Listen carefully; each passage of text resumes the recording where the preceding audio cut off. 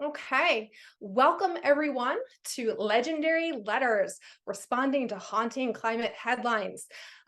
We're looking at letters to the editor tonight, powerful advocacy tool against the forces of evil. It is Halloween themed, so we are in costume.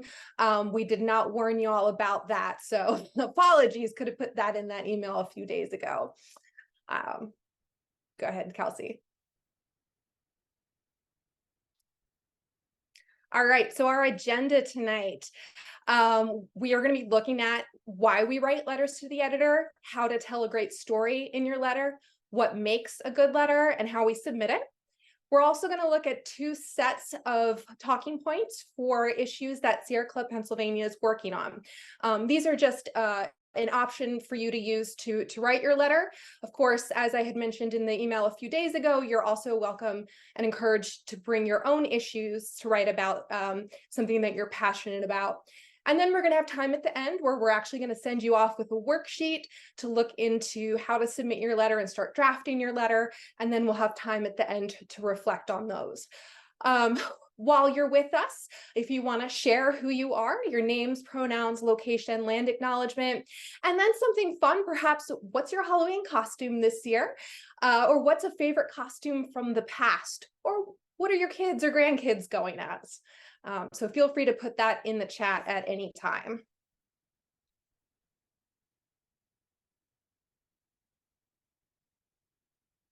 Okay, so our Zoom setup, please keep yourself on mute when you're not speaking. Turn on your video if you're comfortable, but keep in mind that we are recording. To rename yourself, you would go to the participants list, select your name, the three dots, and then rename. As I said, introduce yourself in the chat or ask questions in the chat. We are running closed captioning if you wanted to turn those on, and you can also raise your hand if you want to speak when we get to the discussion section.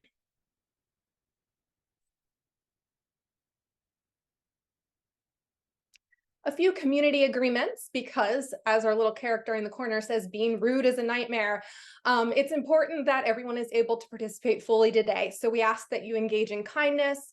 All forms of discrimination won't be tolerated. Speak from your own experience. If you find yourself speaking a lot, leave space for others. Do stay on mute while we're presenting, but we are going to have plenty of time to talk at the end. Ask questions in the chat or just wait until we get to that discussion session. Use the double plus sign in the chat if something resonates with you. And if you're having a technical problem at any point, please ask for help. So who is haunting this workshop? David Bowie is here along with Clarabelle Cow. Okay, just kidding. You might already know us. I'm Melissa. This is Kelsey. I'm the senior distributed organizer with the Pennsylvania chapter, and Kelsey is a senior field organizer with Sierra Club. I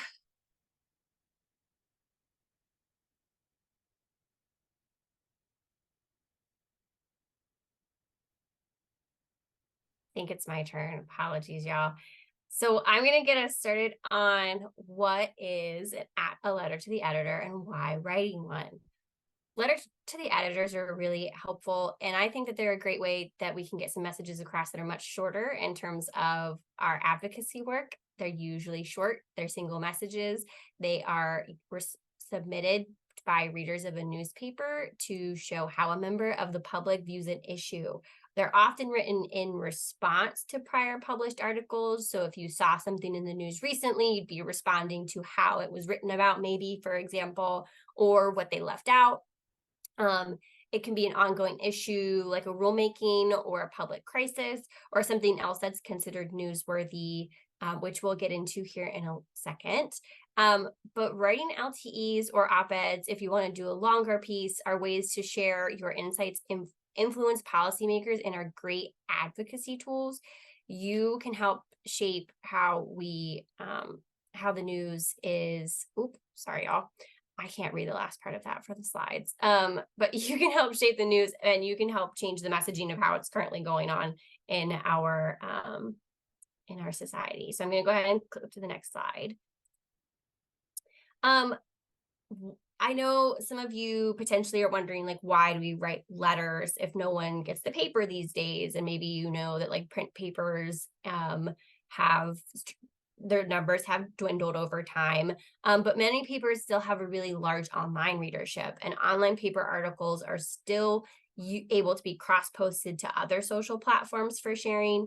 There's the added ability to be read and influence a much larger audience than, say, maybe who your friends are. How the algorithms work on certain apps can be a little misleading and make you see information that's more like what your friends are seeing. And so this is an opportunity to have other folks see what you're writing about in a different way. And it expands that sphere of influence. And decision makers are reading these, especially if they're not hearing from you directly in their offices. They're taking a look at what folks' opinions are on particular things that are going on. And of course, there are some folks who still get the paper, the print newspaper, as that, as David Bowie has just alluded to, and also as our skeleton friend here in the corner is sharing. And so what are we responding to when we write these shorter letters and responses, when we share our opinions on certain things? What articles are we potentially responding to? What things are we doing? And so what makes news newsworthy? That can depend upon your geography. That can depend on local interests. Sometimes that's what's unique, unusual, and strange. And so that kind of feels a little aligned with some Halloween things right now. We're probably seeing lots of themed articles come out of local lore and ghosts of such.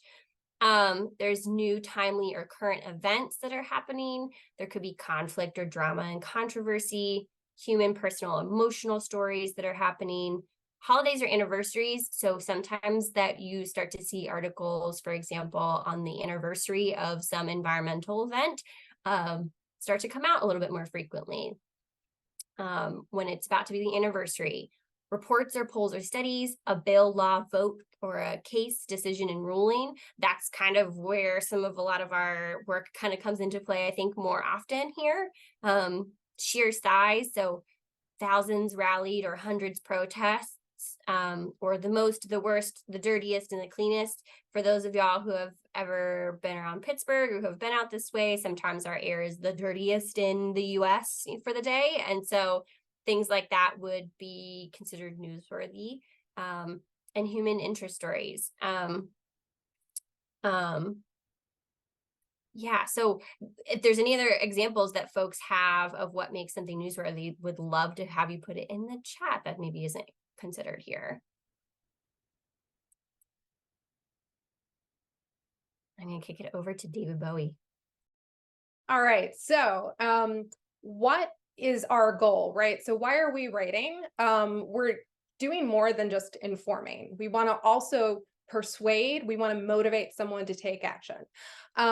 Yes, I recognize there are the letters to the editor that you might see that's like, thanks for the free meal at the Denny's that someone paid for. You know, you do get those fun letters to the editor, but when we're writing them for an advocacy purpose, we're not just trying to educate people. We're really asking them to do something, to take our position on an issue and then to do something about that issue.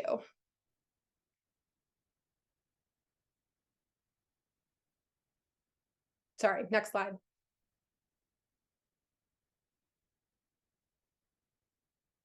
Okay, so effective letters then contain more than just facts.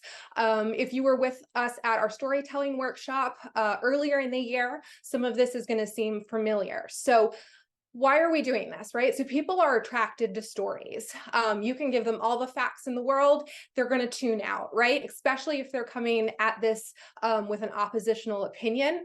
They're not going to listen to you if you're just giving them facts. They're attracted to the stories. It makes abstract concepts feel real, especially when we're working in an environmental space where some of the issues like climate change or, I don't know, hydrogen energy, energy transition, it all feels abstract and big and overwhelming. Adding in a personal element makes it feel real. So then it also makes what feels overwhelming more possible. You're someone writing a letter in someone's community, and you're saying that this other person in the community, your neighbors, can make change. It connects with your neighbors, your community, through shared experiences, values, beliefs, and interests. It makes what's complex more simple. So again, those big environmental issues that can be very science heavy, data heavy, adding in a personal element is going to make that seem more easy to understand. And it makes the people see themselves or someone they care about in an issue. So, adding in the personal element with your facts in these letters is really going to grab you, as our zombie's doing here on the slide. Next slide. So then how do we do that in the quickest way possible, right? We don't have to start from scratch every time we're going to write a letter to the editor. If we use something called the narrative arc, it makes it a lot easier to quickly create a letter in response to something. So there's a link here to the narrative arc if you wanted to read more about that. I'm going to go ahead and put that in the chat. If you're not familiar with Marshall Gans's work, I highly recommend you take a look. We also talked about his work with narrative, again, back in our storytelling workshop. So the arc helps you show in addition to tell. So it connects your personal story with the information that you want to share and helps your letter achieve all three pieces. So the information piece, the persuasion piece, and getting the reader to take action.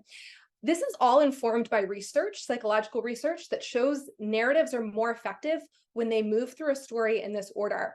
It makes people more receptive to the information being delivered and willing to consider the action that you want them to take. So how does this play out in a letter? We'll go to the next slide. We're going to quickly go through this step by step. So the first thing you want to start with in your letter is saying who you are, right? What your position is, where you live. Identify that you are in the community. If you're a clergy member, say that. If you're an educator, say that, right? Who are you within this space? So lead with that, right? You're immediately making it personal. The next thing you're going to look at, what are your values? What is it that you want to work towards? So in the example here, which is a little bit small on the screen, I apologize, but you will get the slides afterwards, of course. The example here is, I value a world where everyone can thrive. I value clean air, clean water, access to nature. So you're leaning into a vision and values. You're not just launching into facts. It's something that people can connect with you before they get into those details. So after you've laid that groundwork, give them more context. What's the moment? What is happening right here in the broad scale? So we're dealing with the climate crisis, right? This may be what you always refer to when you're writing your moment piece. You want to, the example here, I'm concerned about us averting the worst of the climate crisis. We must do all we can. Again, we're looking at the broadest context when we're looking at the moment. And then we're going to go into the specific problem that we're writing about in our letter. So we've laid out who we are, what we value. We've laid out kind of the big top level line of climate crisis. And then we're going into the problem that is standing in the way of achieving change. So in the example here, the more specific problem, oil and gas companies have received huge giveaways at the expense of taxpayers in the form of outdated royalty rates, bonding rules, and leasing practices. Because of these low rates, oil and gas companies abuse public lands and walk away from wells, burdening frontline communities. So the bigger context is climate crisis. The problem that we're writing about in our letter are oil and gas company giveaways. So there's our problem. We don't want to leave it at that. We want to offer a solution, right? So we're informing people about the issue, but then we also want to persuade them and have them see that there is a solution, because we don't want it to be hopeless, right? We want to give people a solution right there in the letter, because they're not going to take the time to go find the solution. They want to hear it from you. So, something like, together we can change these policies, and then lay out the specifics, what you think, and just, a line or two. The BLM should update their leasing rules to hold oil and gas companies accountable for the damage they cause, etc. So say right there what it is you want to change. And then what action can people take? You want to include this because, again, folks are not going to go figure it out themselves, especially if they've just learned about it. So give people a call to action. If you are looking at influencing a lawmaker, you want to make sure that you say to your community, I want our lawmakers to do X. If you want in this example, the BLM to finalize rules, say that you want the BLM to do that, because that's signaling to the reader that they should be putting pressure on that agency about this issue.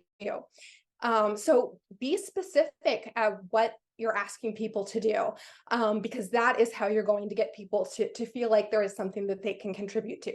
Maybe there's a petition that you're already aware about that you could put into your call to action.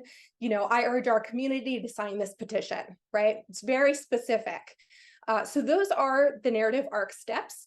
This is something that when you have it set up for yourself, and we're going to give you a worksheet for it at the end, you can repeat and quickly come up with letters to the editor in a very short amount of time, because you're not starting from scratch. You're not staring at a blank page. Next slide.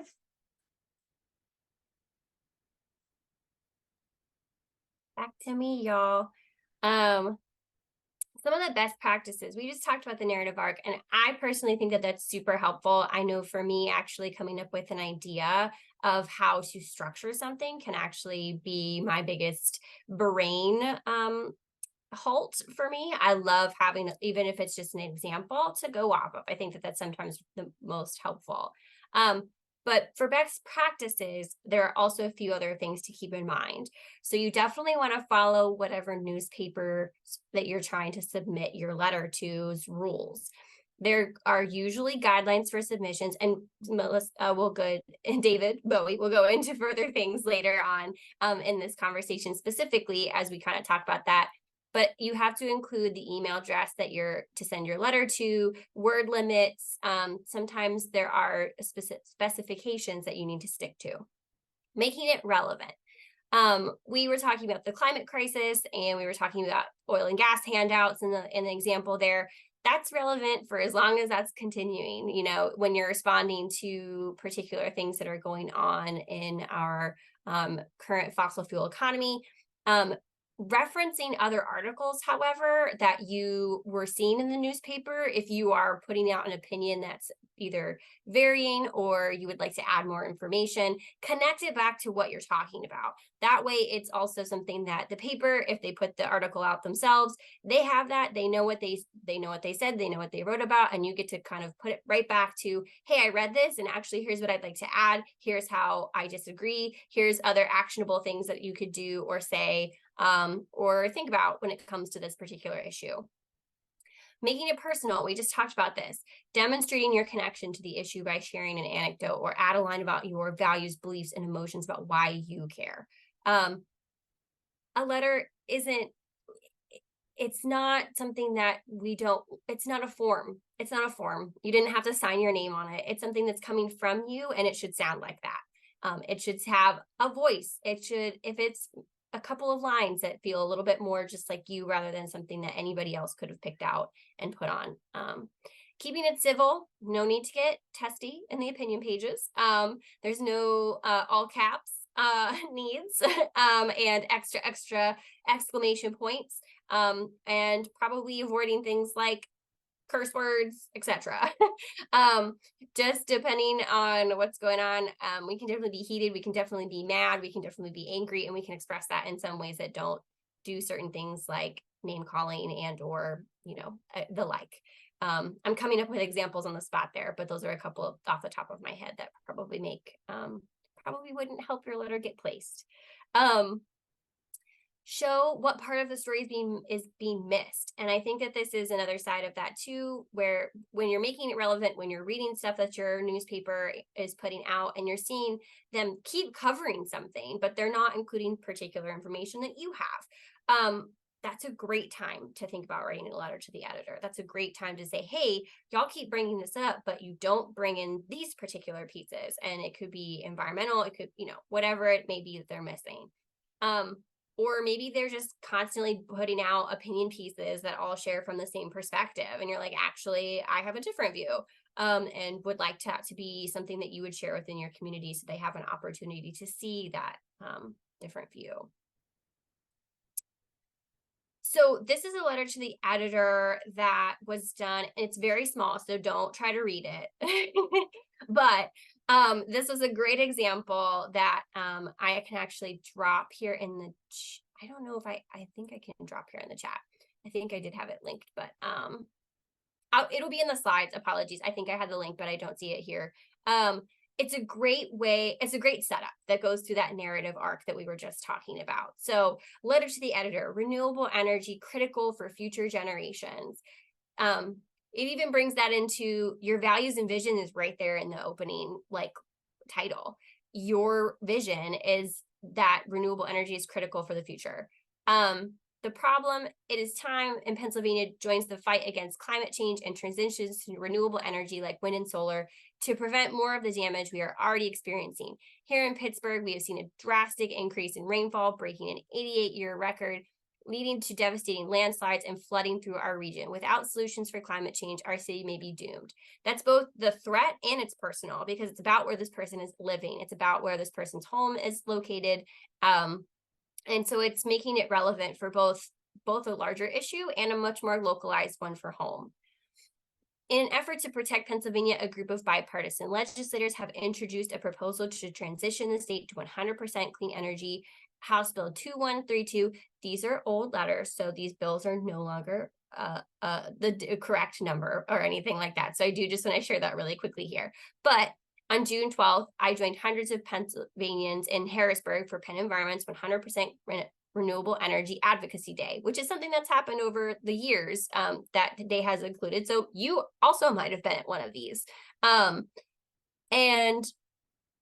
for energizing meetings with our representatives and their staffs to promote greater sponsorship of these important bills. So that's a solution to the issues at hand here. I want to encourage my representative, Jake Wheatley, Democrat in the Hill District, and others to stand up for future generations of Pittsburghers by co-sponsoring this important legislation. Join me by calling on your state representatives for co-sponsoring these bills. Our future generations are depending on you. So your call to action. So again, this went right into that, the narrative arc that we just talked about. It got into some of those visions and values, telling folks who you are. This one kind of, I think, took a little bit away from the personal effect, but still got there with certain touches. Exposed the problem, talked about the solutions. In particular, this was a bill, a couple of different bills, and the call to action was pretty strong. It was relevant. It had just happened. This letter to the editor is coming on July 18th after that June 12th event. So this would have been like within a month's time span of that time back in 2018. So this is just a really great example. It's specific to clean and renewable energy. So we did want to bring some of that kind of messaging into the space as well. And here's an example of, and I wrote this, so please don't judge too harshly, but if we were thinking of a letter to the editor, like what's missing in this? So the title of it is called Leave My Cats Alone by A. I'm infuriated about your recent article about how outdoor cats are one of the most frequent killers for songbirds. I have allergies and can't keep my 2 rescue cats inside most of the time. I don't see a reason why I'm supposed to prioritize songbirds in the neighborhood over my beloved. I hate birds and I don't care how many my cats kill. What would you say is missing from this letter to the editor based off of our narrative arc? And I'm happy to try to drop some of the ideas in there, but would be very curious. Folks can totally come off mute or share in the chat what do you think is missing from here? You're missing a vision. For sure.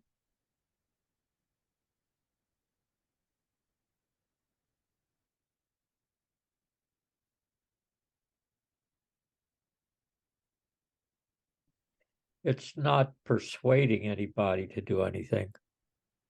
Yeah, exactly. It's very personal. It's very personal. There isn't a larger connection there. There's not an action. Yeah.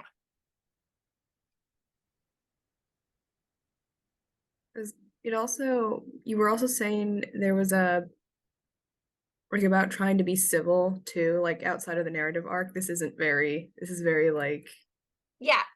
yeah. It's not quite getting to the point of like, oh, this is bad, but it's definitely not nice. It's definitely snarky. I don't care how many songbirds get killed. It's probably not a statement that is like inviting or welcoming. I'm pretty sure a lot of us, yeah, just using language like that is definitely not advised for sure. That's a great observation. I think those were 3 really great examples of how y'all picked out that this isn't kind of what should be and or could be in a great letter. This is clearly a very personalized response to a letter that doesn't include saying anything new. It's just a response. It's not giving new information, about a particular article that might have been posted. It's just, it's got that tone, as we talked about. And again, there's no solution, there's no call to action, there's none of that kind of thing. So it's missing a lot. It's missing a lot. So on that note, we'll go ahead and get into the next. All right, so submitting your letter. If you have never looked at where to submit your letter before, like maybe you're not a print reader, maybe you're not, reading digital editions of newspapers. Maybe this is just not where you get your news, right? It may not be obvious where to submit, right? So the really simple thing is to just Google it, which when you put in like newspapers Harrisburg, it literally lists for you all of the news in the region. You can go in, take a look at the paper. Please look at some examples of what that paper is publishing before you select it. But go in and take a look. You can submit to more than one place. We're going to talk about that in a minute, but Googling, super easy. The next thing that I would suggest, go to the Wikipedia page for your community. So I used Harrisburg again as an example. If you go to Harrisburg's Wikipedia page and you go to the media section, below it is a list of its major newspapers, right? Really straightforward. So you don't have to go too far to find this information, but we do recognize that people who don't use this media regularly may not have that at hand, right? So next slide. So then once you're in the newspaper, so again, you're looking at the digital version of these papers, you want to do a couple of things. And once you've done this step, keep it, right? Write it down for yourself so that when you're submitting future letters, you don't have to repeat this research. Each outlet buries its submission link or email address in a different place. So sometimes you have to do some digging. So a few examples on the screen there. Sometimes it's in a side menu, one of those hamburger drop downs. It may say something like opinion. It may, look for the letters to the editor section. So if it says letter to the editor, click into that and see where within that page it gives you instructions. It may be as straightforward as a link. So that one green button there that says submit, if you were to go to Lancaster Online's letter to the editor section, it has a really helpful box that just says submit one, here's the submit button, it takes you to a form. Sometimes you have to dig for language you weren't looking for. So let's see, the box in the middle that says services, that was all the way at the bottom of the page. I was like, none of this says letter to the editor. It was actually within where it said submission forms. So I had to go to services, submission forms. That took me to a menu that included letters to the editor. Sometimes you would look for something that says contact us and have to look through a list of contact information, right? So it may require some digging. In other circumstances, you can look at published letters at the bottom. So this example is from the Philadelphia Inquirer. If you go to the bottom of any of their letter to the editor pages, it has this blurb, join the conversation, send letters to this email address. While you're doing this work to look for the submission link or email address, you want to also take note of any of the rules or parameters that they list with it. So with the Philly Inquirer, they tell you the limit is 150 words, which is very short. And it tells you have to include a home address and a day and evening phone number. Other ones are going to require different things. They're going to require different word count limits, right? So you really want to be aware of that while you're writing, because you may write a very beautiful letter and then you have to chop out a lot of your beautiful writing to get it into a particular outlet. Kudos to some of the folks here. Robin has gotten a letter into the Philadelphia Inquirer. It is not easy to do. So shout out to Robin there. All right, next slide. oops, sorry, my text left the box there.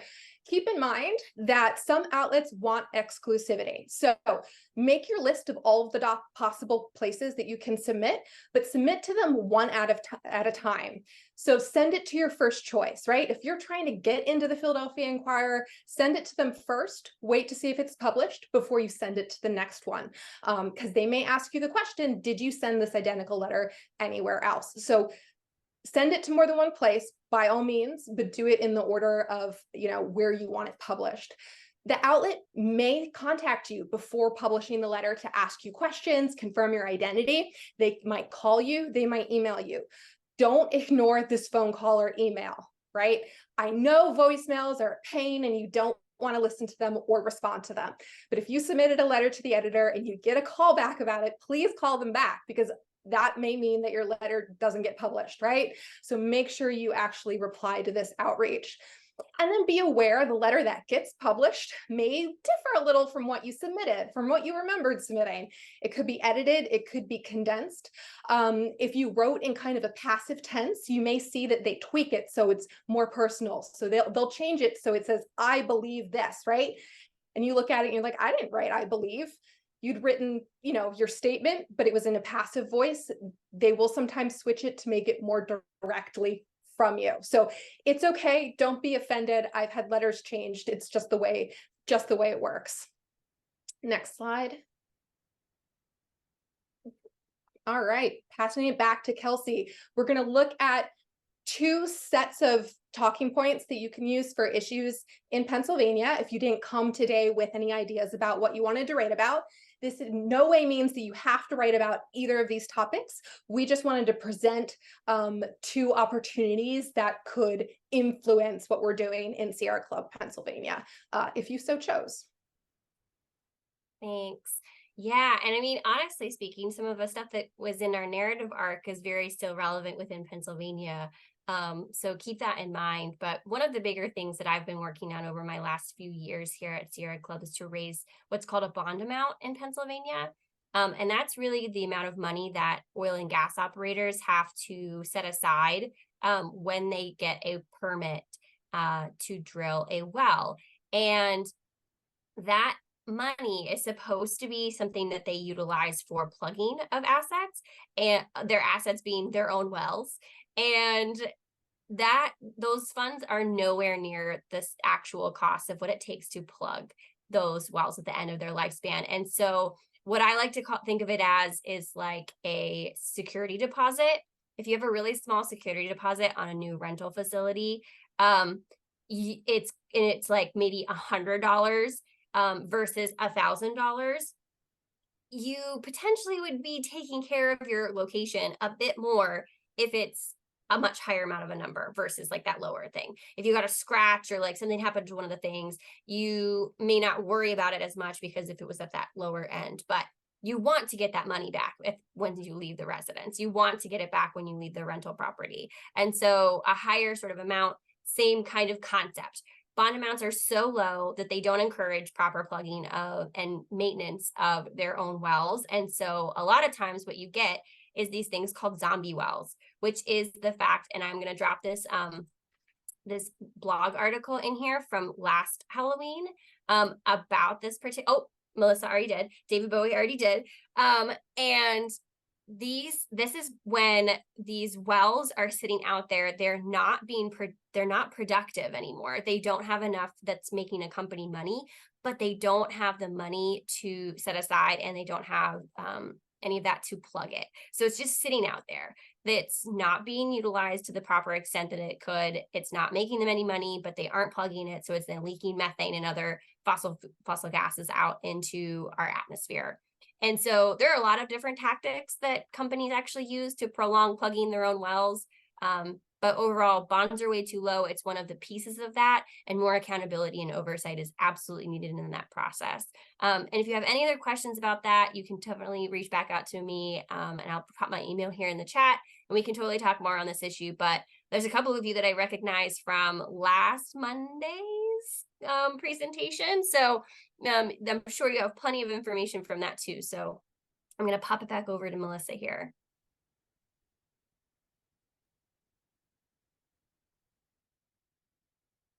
All right. So if you want to work on something that's more at the federal level, but you want to have you want to highlight that in your community, we are also looking for folks to write letters about EPA rules. So several significant pollution standards were proposed earlier this year, and they are awaiting finalization.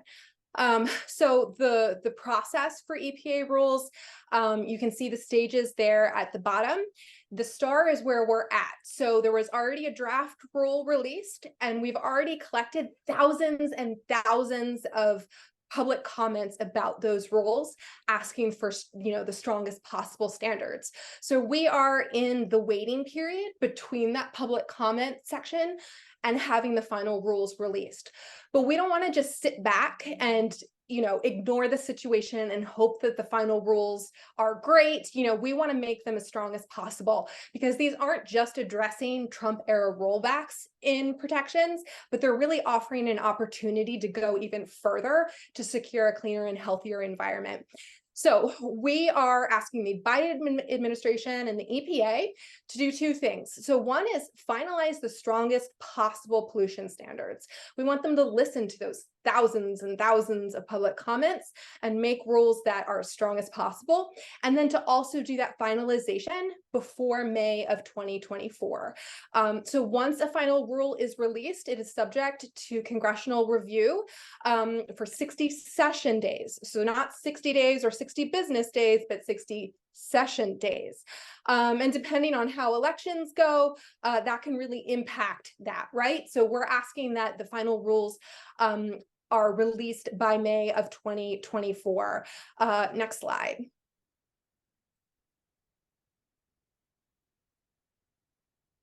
Okay, so Kelsey put a link in the chat with a list of those rules, but here's some descriptions of some of them that will help you kind of define how it connects to you personally. So if you look at something like the air quality standards, right? That pollution can trigger asthma attacks, respiratory problems. There's a really personal community angle that you can use to write your letter to the editor.